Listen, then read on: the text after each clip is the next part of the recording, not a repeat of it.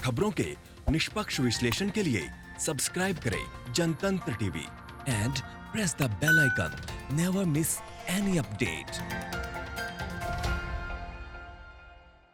अभी एकल दुकानों को बंद के दौरान खोले जाने की अनुमति होगी। हालांकि नगर निगम के दायरे में स्थित बाजार वाले स्थानों की दुकानें 3 मई तक बंद रहेंगी।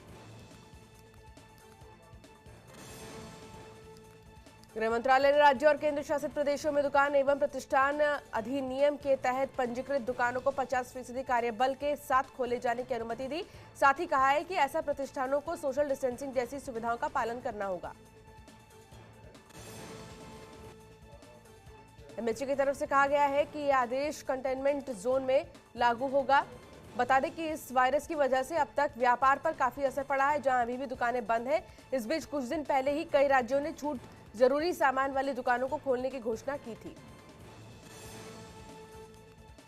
यूपी की योगी सरकार के बाद अब छत्तीसगढ़ सरकार भी दूसरे राज्यों में फंसे मजदूरों को वापस लाएगी। सीएम भूपेश बघेल ने ऐलान करते हुए कहा कि विभिन्न प्रदेशों में फंसे हमारे मजदूरों को वापस लाने के लिए हमने केंद्र सरकार से इजाजत मांगी है। इसके अलावा इंजीनियरिंग और मेडिकल की परीक्षाओं की तैयारी करने कोटा गए छत्तीसगढ़ के स्टूडेंट्स अब लौट सकेंगे। कोटा से बच्चों को वापस लाने के लिए 75 एसी बस को रवाना किया गया।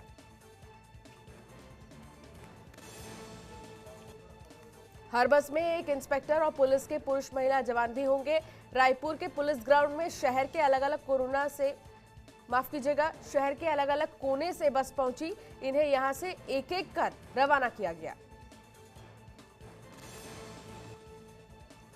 जानकारी के मुताबिक सभी बस कवर्धा मध्य प्रदेश के मंडला और बीना के रास्ते कोटा राजस्थान पहुंचेंगे। आज शाम 5 बजे तक बस का राजस्थान पहुंचने का अनुमान।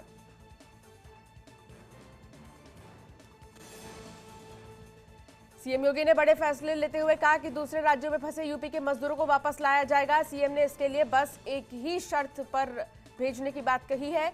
सरकार सिर्फ उन्हीं मजदूरों को वापस लाएगी जो किसी अन्य प्रदेश में 14 दिन का क्वारंटीन पूरा कर चुके हैं। देश में कोरोना वायरस से संक्रमित लोगों की संख्या बढ़कर 23,452 हो गई है। अब तक 723 लोगों की मौत हो चुकी है। 4,814 मरीज ठीक हो गए हैं। केंद्रीय स्वास्थ्य मंत्रालय की तरफ से जारी आंकड़ों के मुताबिक पिछले 24 घंटे में 1,752 नए मामले सामने आए और 37 लोगों की मौत हुई।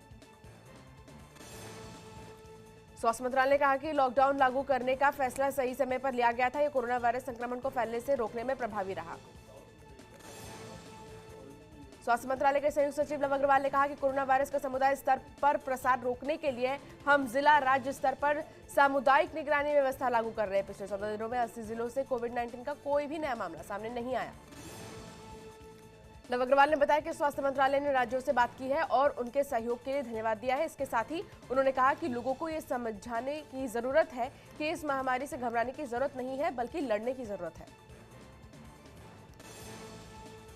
संयुक्त स्वास्थ्य सचिव ने यह भी कहा कि नागरिकों के सवालों का तेजी से जवाब देने के बाद उन्होंने कहा कि कोविड-19 सेवा ट्विटर हैंडल से शुरू की जाए और इससे एक्सपर्ट लोगों की ओर से रियल टाइम इंफॉर्मेशन पब्लिक के साथ शेयर की जाए।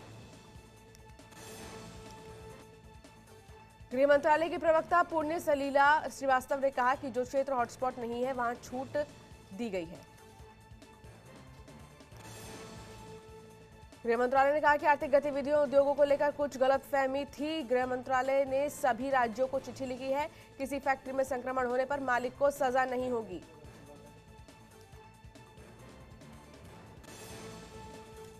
राहुल गांधी ने केंद्रीय कर्मचारियों के महंगाई भत्ते की बढ़ोतरी पर लगी रोक का मामला उठाया और केंद्र सरकार को घेरा। राहुल गांधी ने इस फैसले को अमानवीय और असंवेदनशील बताया। कांग्रेस सांसद राहुल गांधी ने अपने ट्वीट में लिखा, केंद्रीय कर्मचारियों, पेंशन भोगियों और देश के जवानों का महंगाई भत्ता काटना सरकार का असंवेदनशील और अमानवीय निर्णय है। कांग्रेस ने केंद्रीय कर्मचारियों और पेंशन धारकों के महंगाई भत्ते में वृद्धि नहीं करने के सरकार के फैसले की आलोचना की। कांग्रेस का कहना है कि नरेंद्र मोदी सरकार को सैनिकों और कर्मचारियों के भत्ते काटने के बजाय सेंट्रल विस्टा बुलेटिन साथ ही एक बुलेट ट्रेन परियोजनाओं और फिजूल खर्च पर रोक लगानी चाहिए। पार्टी के मुख्य प्रवक्ता रणदीप सुरजेवाला ने कहा कि कांग्रेस अध्यक्ष सोनिया गांधी के सुझाव को मानते हुए केंद्र सरकार अपने फिजूल खर्चे पर रोक लगाकर 2.5 लाख करोड़ रुपए बचा सकती है, जिसका इस्तेमाल संकट के इस समय में लोगों की मदद के लिए हो सकता है।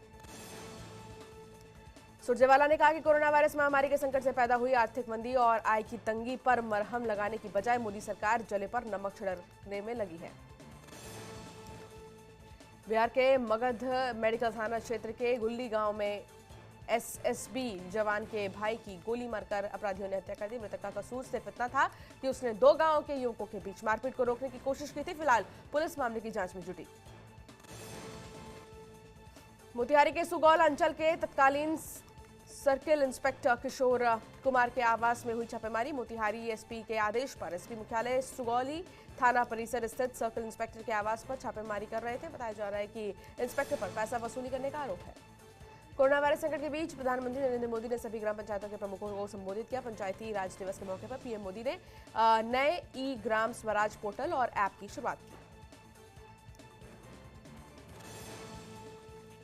पीएम मोदी ने अपने संबोधन में कहा कि कोरोना संकट से हमें सबक मिला है कि अब आत्मनिर्भर होना काफी जरूरी है। अपने संबोधन में पीएम मोदी बोले कि कोरोना संकट के बीच गांव वालों ने दुनिया को बड़ा संदेश दिया है।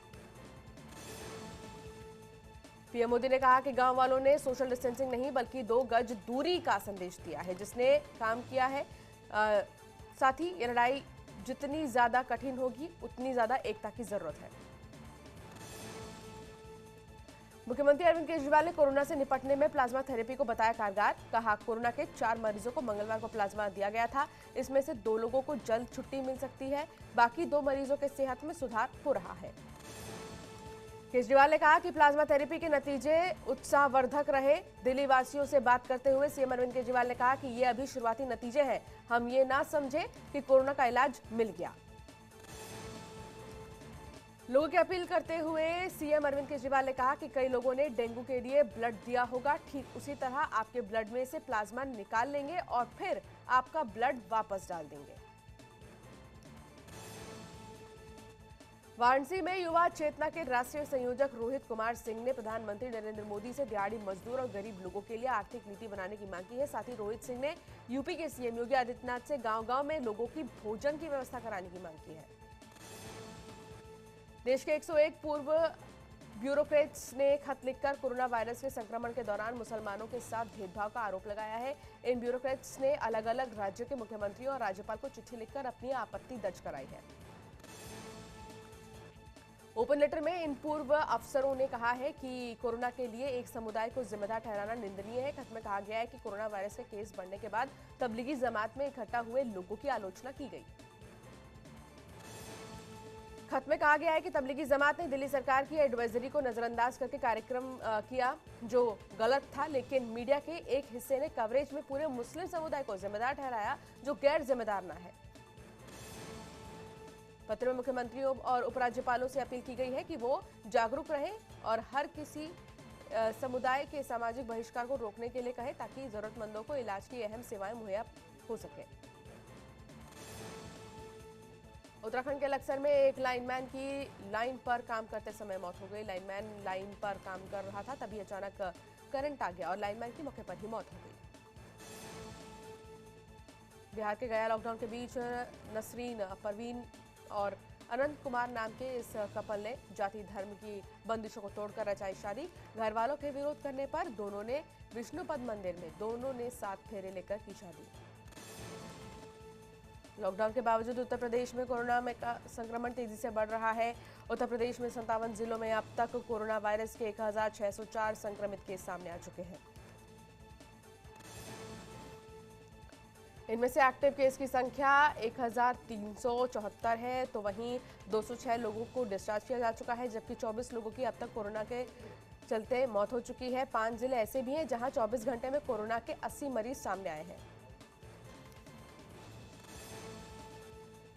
यूपी के वित्त और चिकित्सा शिक्षा मंत्री सुरेश खन्ना ने सभी लोगों से लॉकडाउन का पालन करने की अपील की। उन्होंने कहा है कि कोरोना से जंग में हम पूरी तरह तैयार हैं। राज्य में अस्पतालों में पर्याप्त व्यवस्था है। यूपी सरकार के प्रवासी मजदूरों को वापस लाने के फैसले का विपक्ष ने भी स्वागत किया है। प्रियंका गांधी के बाद कांग्रेस के यूपी प्रदेश अध्यक्ष अजय कुमार लल्लू ने सीएम योगी को धन्यवाद दिया। रमजान का महीना शुरू हो गया है। उत्तराखंड पुलिस ने रमजान में इबादत को लेकर कुछ गाइडलाइन जारी की है। रमजान के इस महीने में मस्जिदों और घरों में सामूहिक इबादत पर पूरी तरह से रोक लगा दी गई है। खबरों के निष्पक्ष विश्लेषण के लिए सब्सक्राइब करें Jantantra TV and press the bell icon. Never miss any update.